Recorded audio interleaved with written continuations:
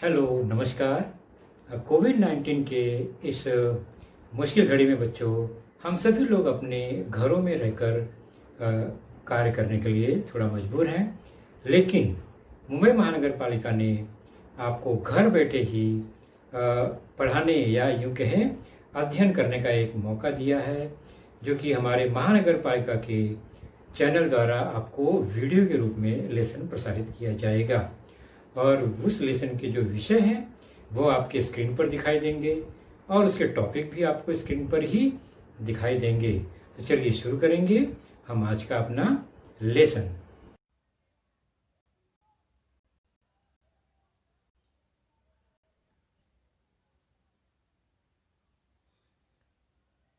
आज की कक्षा बच्चों 10वीं कक्षा में हमारा आज का विषय है गणित भाग 1, जिसके अंतर्गत हमने चर्चा की सांख्यिकी के बारे में, जिसका भाग 2 हम देखेंगे। तो आपके पाठ्य पुस्तक से लेसन नंबर 6 स्टैटिस्टिक्स पार्ट 2, जिसके अंतर्गत हमने माध्य या मीन को देखा। आज का हमारा घटक है मीडियन अर्थात माध्यिका, और मैं हूं आपका वर्चुअल मार्गदर्शक Ajay Kumar Maurya, MCGM virtual classroom Dadar से। तो चलिए शुरू करते हैं आज का लेसन। तो केंद्रीय प्रवृत्तियां, हमने देखा संख्याओं के समूह में कुछ संख्या ऐसी होती है जो उन सभी संख्याओं का प्रतिनिधित्व करती है, या उस संख्या से संख्याओं के बारे में कुछ निष्कर्ष निकाला जा सकता है, जिन्हें केंद्रीय प्रवृत्तियां या सेंट्रल टेंडेंसी कहते हैं। जिसमें हमने देखा था माध्य, मीन, ये क्या होता है? तो सभी संख्याओं का औसत होता है। उसके बाद दूसरी केंद्रीय प्रवृत्ति है माध्यिका, मीडियन। यह जो होता है वह उन संख्याओं को एक विशेष क्रम में रखने पर उन संख्याओं के बीचों बीच आने वाली संख्या होती है, जिसे माध्यिका या मीडियन कहते हैं। और तीसरी केंद्रीय प्रवृत्ति है बहुलक, मोड, अर्थात उन दिए गए सभी संख्याओं में जिसका पलड़ा भारी, मतलब जो कई बार हो, जो 2 से ज़्यादा बार हो, वह बहुलक या मोड कहलाता है। जैसे कि हमने पिछली बार देखा, यह कुछ आंकड़े या संख्याएं हैं, इनका औसत कैसे निकालते हैं?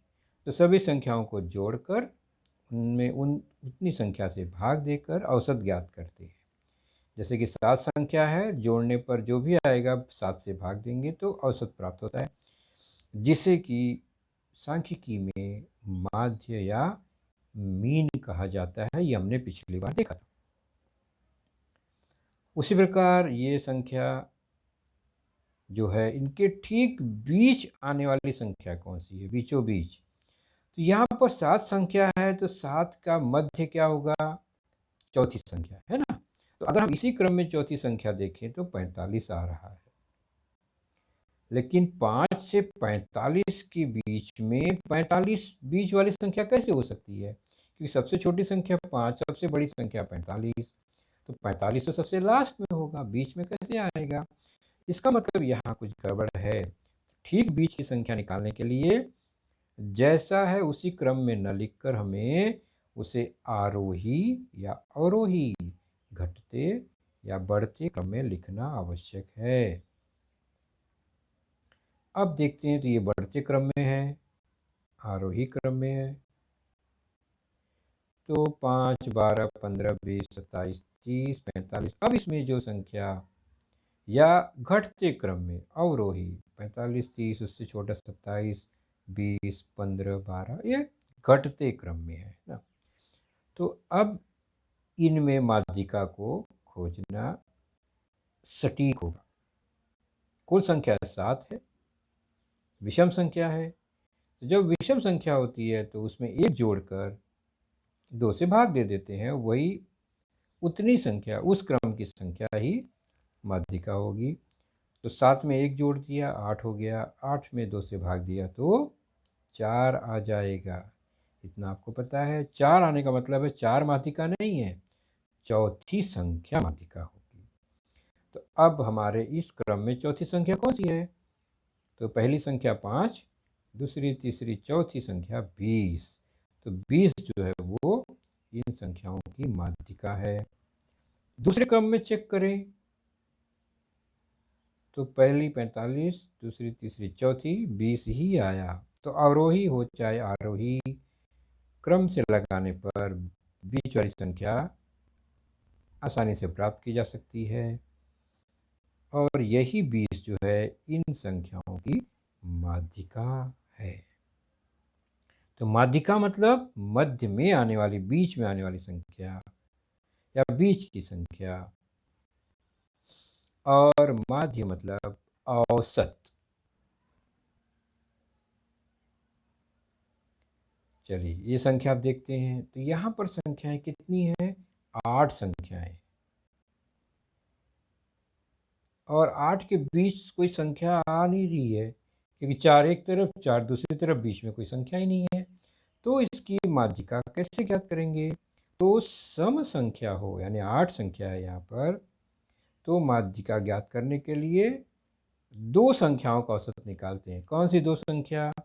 पहले तो उसको हमने विशेष क्रम में लिखा, यहाँ पर लिखा हमने बढ़ते क्रम में, आरोही क्रम में या अवरोही क्रम में। किसी एक में ही लिखना, दोनों में नहीं। कुल संख्या 8 है जो कि सम संख्या है। तो 8 में 1 जोड़ेंगे नहीं, हमने विषम में 1 जोड़ा था। हम क्या करेंगे, उस संख्या यानी 8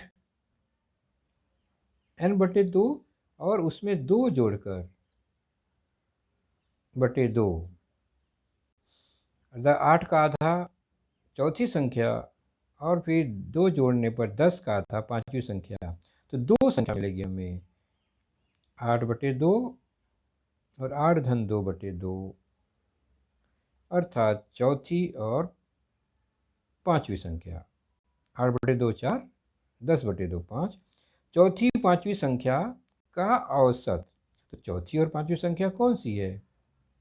तो चौथी है 15 और पांचवी है 20। अब इन दो संख्याओं का औसत अगर हम निकालें तो 15-20/2, 35/2, अर्थात भाग देने पर आया 17.5।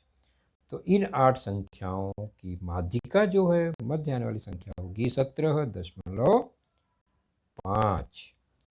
दूसरे क्रम में भी हम देखेंगे तो 45, 30, 27 जो लिखा है उसमें भी 20 और 15 आएगा, 35, 35 की औसत 17.5। तो ये रहा माध्यिका, अर्थात ठीक बीचों बीच आने वाली संख्या, और यहाँ माध्यिका आया 17.5। तो ये है कुछ संख्याएं और सीधे हमने माध्यिका निकाल लिया n+2 या n+1/2, जैसे सम या विषम संख्या के आधार पर हमने इसे ज्ञात किया। और इसके पहले हमने जाना कि वर्ग क्या होता है। वर्ग में पहली संख्या को निम्न वर्ग सीमा और जो आखिरी संख्या है, अंतिम संख्या को उच्च वर्ग सीमा कहते हैं उस वर्ग की।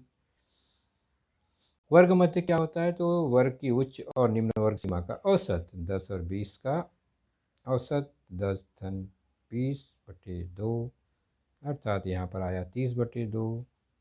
तो 15 ये हो गया वर्ग मध्य, जिसे हम xi द्वारा दर्शाते हैं। बारंबारता मतलब उस वर्ग में आने वाली कुल आंकड़े या संख्याएं, उसे हम फ्रीक्वेंसी IFI द्वारा दर्शाते हैं। तो एक वर्ग में जितनी संख्या होगी वह उस वर्ग की बारंबारता। कुल संख्या मतलब सारी बारंबारता, हर वर्ग की सभी संख्याओं को जोड़ देते हैं तो कुल संख्या n मिल सकता है, n मिलता है। अब संकेत के रूप में योग कैसे लिखा जाता है? मान लीजिए सभी वर्ग मध्य xi को जोड़ना है हर वर्ग के, तो हम उसे सिंपल के रूप में, सिंबल के रूप में सिग्मा लिखते हैं। सिग्मा मतलब योग किसका? सभी xi का। उसी प्रकार अगर बारंबारता का जोड़ना है, सभी बारंबारता को जोड़ना है, तो सिग्मा योग सभी xi का। उसी प्रकार अगर दो संख्याओं का गुणनफल xi fi का योग लेना है, तो सिग्मा ऑफ xi fi इस तरह लिखते हैं। तो सिग्मा लगाने का मतलब है सिग्मा के बाद जो भी संख्या है, चिन्ह है, उस कॉलम की सभी संख्याएं, कुल संख्या और कुल बारंबारता का योग समान ही होता है। जितनी बारंबारताएं हैं सबको जोड़ देंगे तो कुल संख्या ही प्राप्त होती है। ये हमने पिछली बार देखा था। चलिए अब हम आज की चर्चा को आगे बढ़ाएंगे। बारंबारता बंटन सारणी वो क्या होती है? तो दिए गए आंकड़ों और आंकड़ों में आने वाली सभी संख्याओं जो रिपीट हो रही है उसको हम बारंबारता कहते हैं। वह दो प्रकार की होती है, एक अवर्गीकृत, दूसरा वर्गीकृत। अवर्गीकृत में सभी आंकड़ों को अलग अलग क्रम से लिखकर वो आंकड़े कितने बार, वो संख्याएं कितनी बार आई है उसके सामने लिखा जाता है। मान लीजिए कुछ संख्याओं को छात्रों के गुण लिखे गए हैं, अंक लिखे गए हैं। 45 अंक 5 छात्रों को मिले हैं, 48 अंक 3 छात्रों को, 50 अंक 4 छात्रों को, 55 अंक 2 छात्रों को, 68 अंक 3 छात्रों को, 70 अंक 3 छात्रों को मिले हैं। तो इसे हम अवर्गीकृत बारंबारता बंटन सारणी कहते हैं। गुण को आरोही क्रम में, बढ़ते क्रम में लिखा गया है, कम से शुरू करके अधिकतर। और छात्रों की कुल संख्या जोड़ देंगे तो वह बारंबारता का योग मिल जाता है, यानी कुल छात्र संख्या मिल जाती है। तो ये अवर्गीकृत रहा। इसको वर्गों में अगर बांटते हैं तो कितना होगा? वर्गीकृत होता है, इसके पहले हमने देखा। वर्गों में बांटकर भी सारणी बनाई जाती है। अगर गुण बहुत अधिक है, बहुत अलग वैरायटी है, बहुत ज़्यादा संख्या है, तो हम अलग अलग लिखकर बहुत लंबी सारणी नहीं बना सकते, तो उसे वर्गों में बांटकर। वह दो प्रकार का होता है, एक खंडित, एक अखंडित, समावेशी, असमावेशी। क्या फ़र्क है दोनों में? ध्यान से देखेंगे। मान लीजिए हमने ये बारंबारता जो है छात्र संख्या यानी f, वो बारंबारता ही है। मान लीजिए हमने गुण और छात्र की वर्गीकृत सारणी बनाई, जिसमें लिखा है 41 से 50 गुण पाने वाले छात्र। तो आप देखेंगे 41 से 50 अर्थात ये सभी 45, 48 और 50 दिख रहे हैं ना। तो 41 से 50 में ये तीनों गुण वाले छात्र आएंगे, तो 5, 3, 8, 4, 12 छात्र मिल जाएंगे। यानी 41 वाला भी इसमें है और 50 वाला भी इसमें है। 41 से 50 दोनों निम्न वर्ग सीमा, उच्च वर्ग सीमा वाले गुण भी प्राप्त करने वाले छात्र इसी में आएंगे, इसलिए इसको कहते हैं समावेशी पद्धति। यानी उच्च वर्ग सीमा का भी जो छात्र है वो इसी में समावेशित होगा। उसके बाद दूसरा वर्ग बनेगा 51 से 60, मतलब इसमें 51 वाला भी रहेगा, 60 वाला भी रहेगा। और 51 से 60 में हम देखते हैं केवल 55, 1, 2 ही बालक हैं, तो हमने यहाँ लिख दिया 2। तो 51 से लेकर 60 तक के सभी गुण प्राप्त करने वाले छात्र। उसके बाद तीसरा है 61 से 70, यानी 61 गुण और 70 गुण पाने वाले उसके बीच के सभी छात्र कितने हैं? तो 3 और 3 6 छात्र, तो 6 लिख दिया। इसको कहते हैं समावेशी पद्धति। अर्थात इसमें 41 वाला भी है, 41 अंक प्राप्त करने वाले छात्रों की संख्या भी आएगी और 50 अंक प्राप्त करने वाले छात्रों की संख्या भी इसी में आएगी, इसलिए समावेशी है। और कुल 20 होगा, योग कर लेंगे। असमावेशी क्या होता है? तो वह वर्गीकृत जो पद्धति है उसको देखते हैं।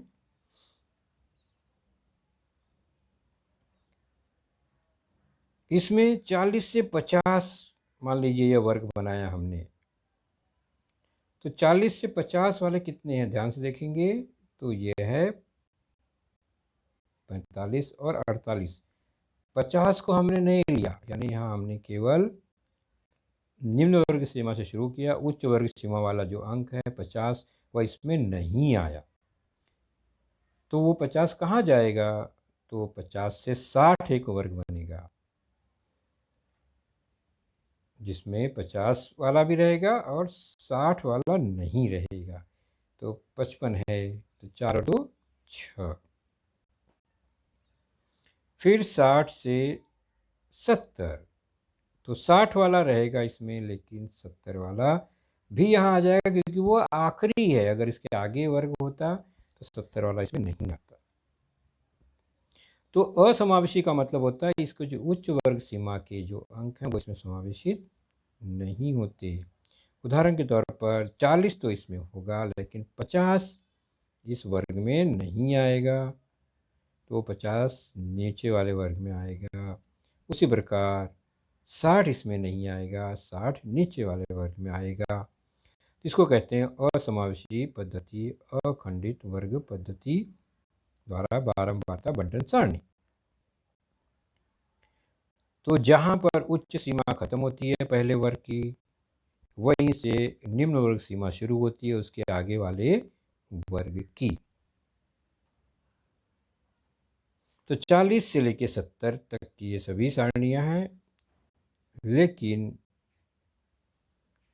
निम्न वर्ग सीमा समावेशित होती है, उच्च वर्ग सीमा समावेशित नहीं होती, इसलिए इसको असमावेशी पद्धति कहते हैं। तो असमावेशी पद्धति या अखंडित वर्ग या सतत वर्ग भी इसे कहा जाता है, जैसा कि हमने अभी देखा।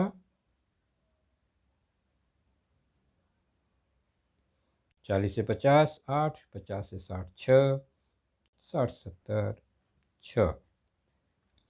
इसी को हम सतत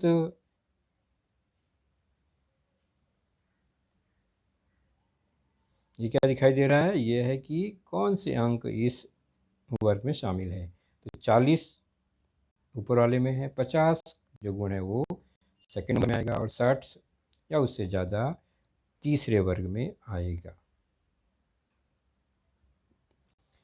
इसमें एक है संचयी बारंबारता, ये बहुत इंपॉर्टेंट है हमारे माध्यिका के लिए।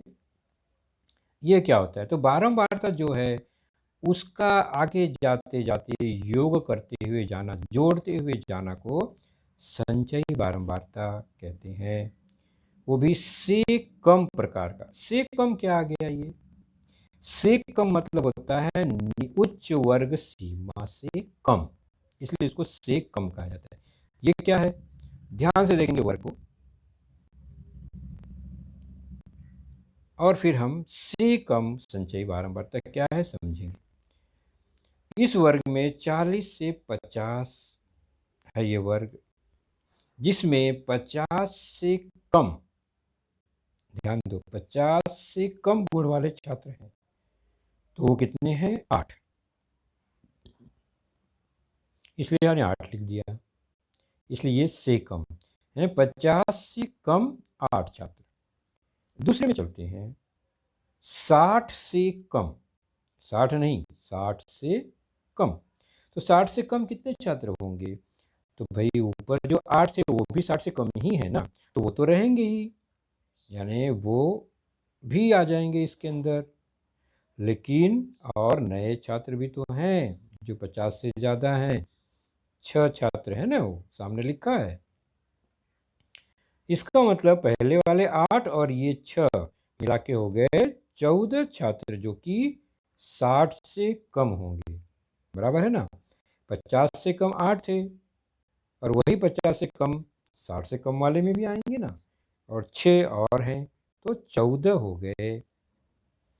अब अगला है 70 से कम, तो 70 से कम तो ये 14 वाले भी हैं, जो ऊपर 14 के 14 छात्र हैं वो सभी 70 से कम ही हैं, और नए में भी 6 छात्र और हैं, तो पुराने 14 और नए 6, कुल मिलाकर कितने हो गए 20 के 20 छात्र आ गए 70 से कम में, है ना। तो इसको कहते हैं से कम प्रकार का, यानी उच्च वर्ग सीमा से कम। और ये कैसे पता चलता है, तो बारंबारता को अगली बारंबारता में जोड़ते जोड़ते जाते हैं तो ये से कम प्रकार का एक सारणी तैयार होता है संचयी बारंबारता की। कुल n जो है वो लास्ट में 20 दिखेगा और बारंबारता को भी जोड़ेंगे तो 20 ही होगा। तो इसलिए ये उच्च वर्ग सीमा से कम 20, इसलिए इसका नाम है से कम प्रकार की संचयी बारंबारता। तो उच्च वर्ग सीमा से कम संचयी बारंबारता सारणी है ये, से कम।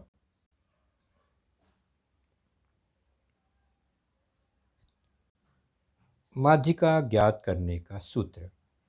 तो अभी सारणी हमने देख लिया से कम प्रकार का। अब सूत्र द्वारा माध्यिका कैसे ज्ञात करेंगे, उसी सारणी की मदद से। तो उसके कुछ टर्म्स है, उसको हम ध्यान रखेंगे। पहले सूत्र देख लेते हैं। L धन कोष्टक में n/2 ऋण CF बटे F गुणे H। ये क्या है ये सब, तो समझते हैं पहले क्या है। L क्या है, माध्यिका वर्ग की निम्न वर्ग सीमा, अर्थात जो हमने अभी सारणी बनाई उसमें एक ऐसा वर्ग होगा जिसमें हम अंदाज से ज्ञात करेंगे कि माध्यिका इसी में होगी। वही जो अंदाज वाली वर्ग है उसके निम्न वर्ग सीमा को L मानते हैं। N क्या है, N हो गया कुल बारंबारता, यानी सभी आंकड़ों का योग, वह कुल बारंबारता N।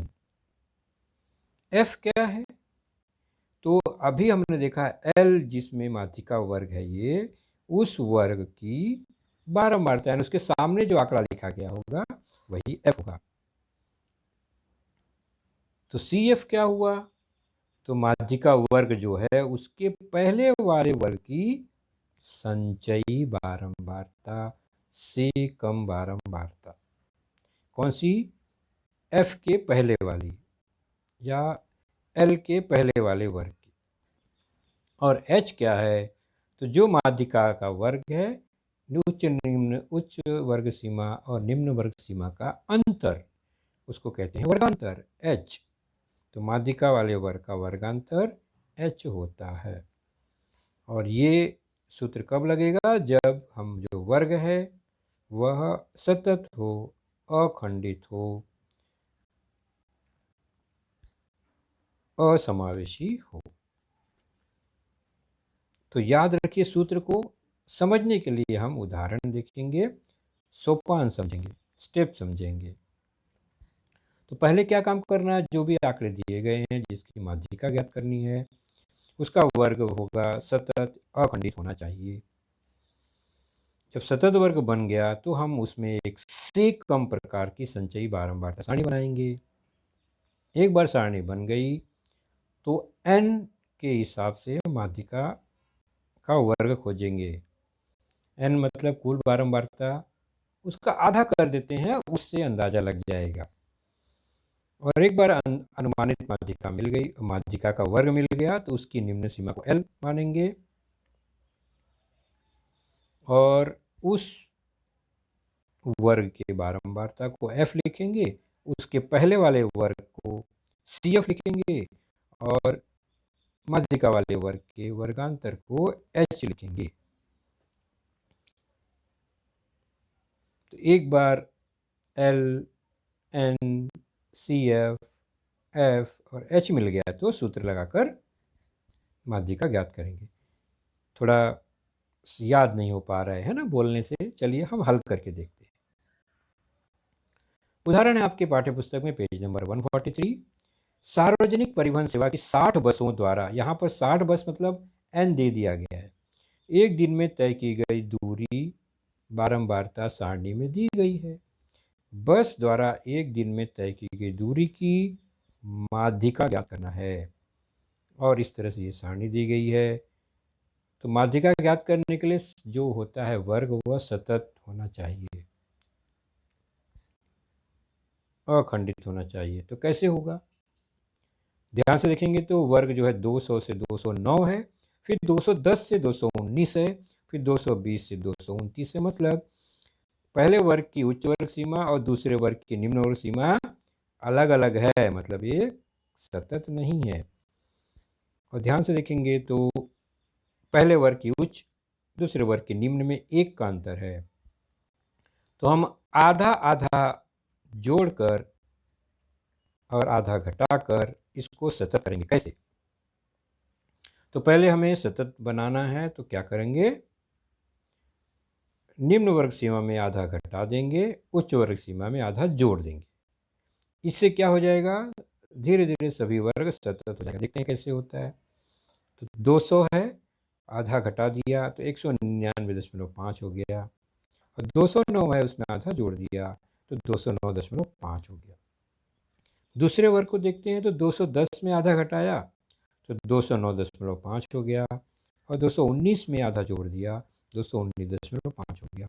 अब देखते हैं तो ये सतत हो गया, 209.5 दोनों में आ रहा है।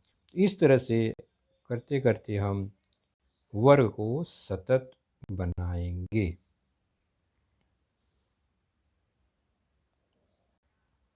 तो ध्यान से देखिए, ये हो गया सतत। अब इसी सतत वर्ग द्वारा हम संचयी बारंबारता सारणी बनाएंगे।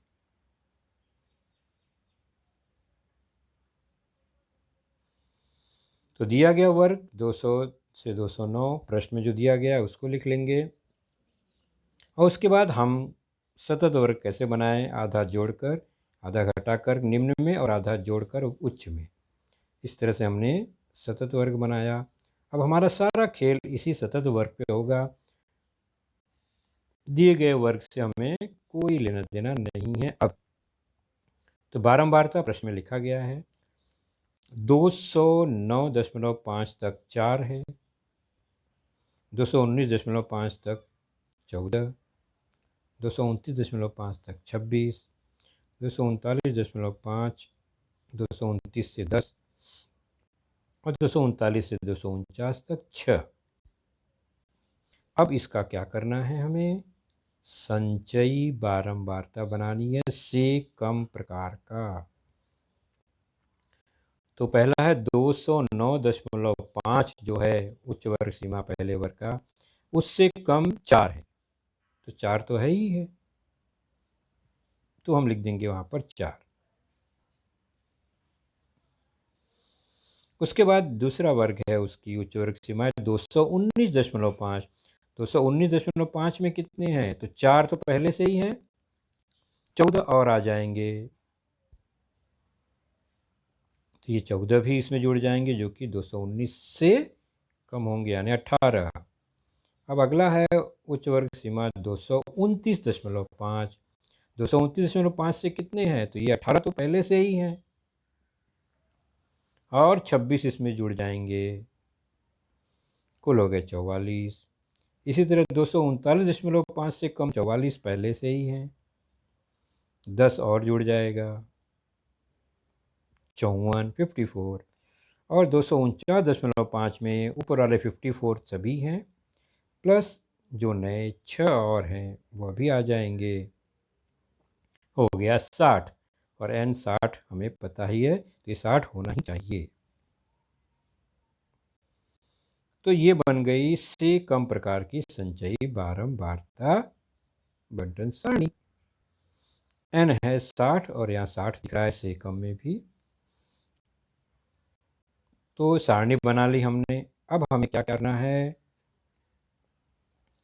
कुल बारंबारता n की सहायता से अनुमानित माध्यिका का वर्ग खोजना है, और उसकी निम्न सीमा को l मानेंगे। चलिए खोजने का प्रयास करते हैं। n 60 है, इसलिए n/2 कितना हुआ? आधा उसका 30। तो 30वां संख्या जहां आएगा, 30वीं संख्या, वही अनुमानित वर्ग होगा। तो 30वीं कहाँ आएगी?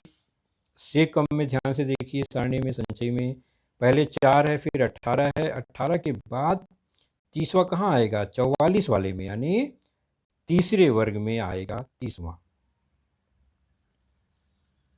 तो 30वां प्राप्तांक अनुमानित माध्यिका इसी वर्ग में होगा। और वो कहाँ है? 44 वाले लाइन में। तो 219.5 से 229.5 वाले वर्ग में माध्यिका प्राप्त होगी, ये हमारा अनुमान है। तो उसकी निम्न वर्ग सीमा को ही L मानेंगे। तो L हो गया 219.5। तो L कैसे पता किया हमने? N की सहायता से, N/2। 30वां बारंबारता जहाँ दिख रहा होगा वही जो वर्ग है उसकी निम्न वर्ग सीमा L।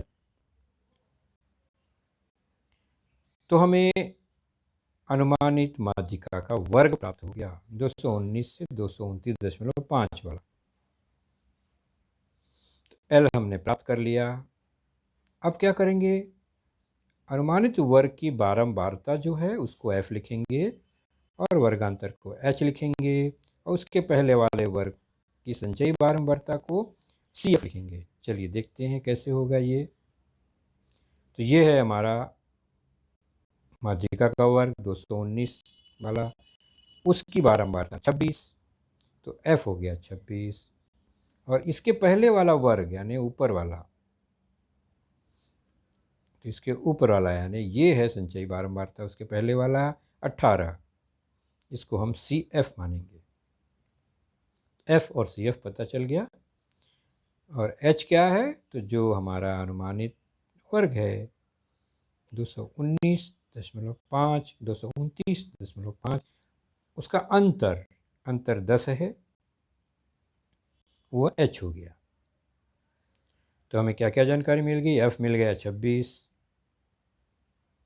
CF मिल गया 18, N 60 है ही है, पहले ही पता है। तो ये सारी जानकारियाँ हमें यहाँ मिल गई। अब इन्हीं जानकारियों की सहायता से सूत्र में मान रखेंगे और माध्यिका ज्ञात करेंगे। माध्यिका क्या है? L धन कोष्टक में N/2 ऋण CF बटा F गुणे H। मान रखेंगे L 219.5, N 60 है, CF 18 है, F 26 है, गुणे H 10 है। इसको सरल करेंगे। 60/2 हो गया 30, ऋण 18/26 गुणे 10 हो गया 219.5 धन 12/26 गुणे 10। इसको सरल करेंगे तो 219.5 धन 4.62 आएगा, जोड़ देंगे तो 224.12 आया। तो बसों द्वारा तय की गई दैनिक दूरी की माध्यिका हो गई 224.12 किलोमीटर। इस तरह से ये माध्यिका सूत्र द्वारा निकल गया। अब प्रश्न संग्रह 6.2 का पेज नंबर 145 पर एक उदाहरण देख लेते हैं। किसी अमराई में आम के पेड़ तथा प्रत्येक पेड़ से प्राप्त होने वाले आमों की संख्या की बारंबारता सारणी दी गई है, माध्यिका ज्ञात करना है।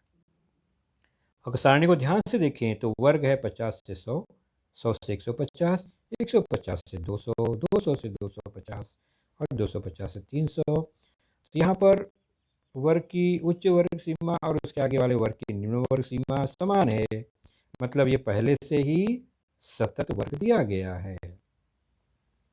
तो दिया गया वर्ग सतत वर्ग है, इसलिए सीधे सीधे हम इसकी से कम प्रकार की संचयी बारंबारता सारणी बनाएंगे।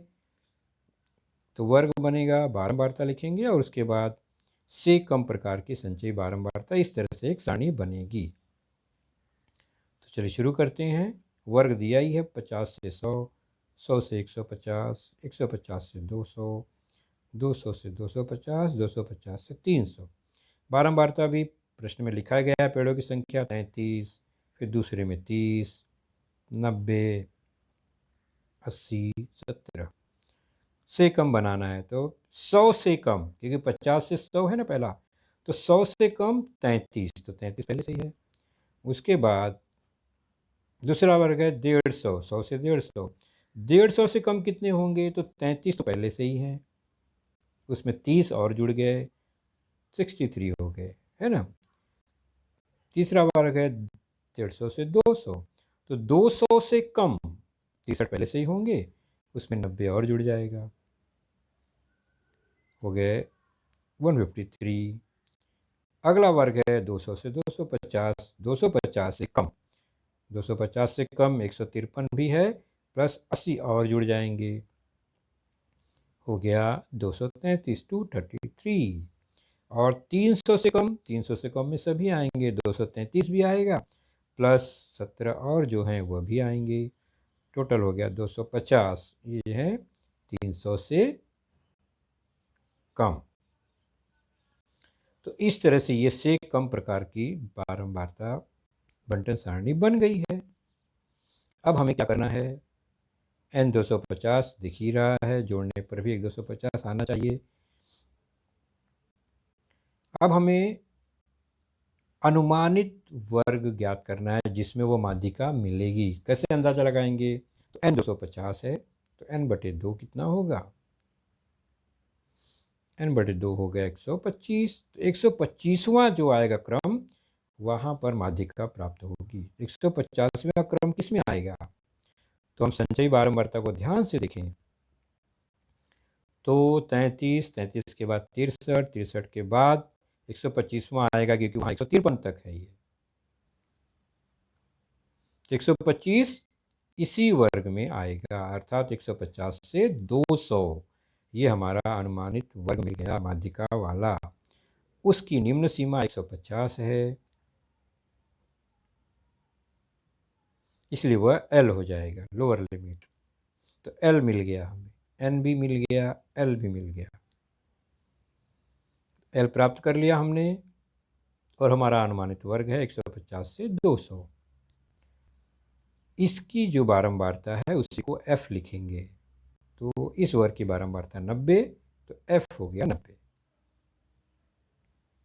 और इससे पहले वाले वर्ग की संचयी बारंबारता को CF लिखेंगे, तो इसके पहले वाला वर्ग की संचयी बारंबारता 63 है, तो CF हो गया 63। और अनुमानित जो वर्ग है 150 से 200, उसका अंतर, वर्गांतर 200 में से 150 घटा देंगे तो 50 आ गया। तो अब सभी चिन्ह के हमें मान मिल गए हैं, तो अब सूत्र द्वारा माध्यिका ज्ञात करेंगे। सूत्र में इन सभी का मान रखेंगे, L धन कोष्टक में n/2 ऋण CF बटा F गुणे H। L 150 दिया ही गया है, N 250 है हमें पता है, CF हमें मिला 63, F मिला 90, H मिला है 50। अब इसको हम सरल करेंगे, तो कोष्टक में 250/2 मतलब 125 ऋण 63, 63/90 गुणे 50, 150 हल करेंगे तो 62, 62/90 इंटू 50, और सरल रूप देंगे तो 150 धन ये इसका मान आएगा लगभग 34.44, जोड़ने पर आएगा 184.44। ये आम की संख्या है, तो आम की संख्या दशमलव में नहीं लेंगे, तो हम इसको लेंगे लगभग 184 आम। यह माध्यिका हुई हमारे दिए गए आंकड़ों की।